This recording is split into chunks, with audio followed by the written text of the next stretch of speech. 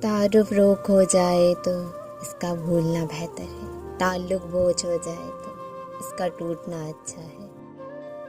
دلوں کی دہلیز پر رکھ کر تیری یادوں کے چراغ، ہم نے دنیا کو محبت کے اجالے بخشے ہیں۔ ندامت کے چراغوں سے بدل جاتی ہیں تقدیریں، اندھیری رات کے آنسو خدا سے بات کرتے ہیں۔ لوگ انتظار کی شدت سے تنگ آ کر چراغ کے آرزو بجھا دیتے ہیں، وہ امیدوں سے نکل کر مایوسی میں داخل ہو جاتے ہیں، اور وہ کسی پر بھروسہ نہیں کرتے۔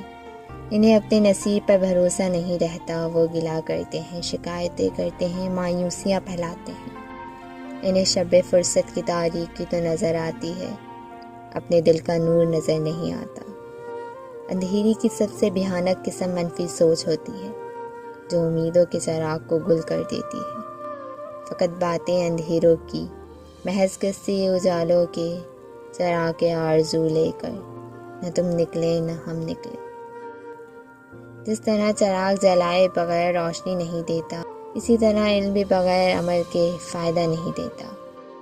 وابستہ ہو گئی تھیں کچھ امیدیں آپ سے، امیدوں کے چراغ بجھانے کا شکریہ۔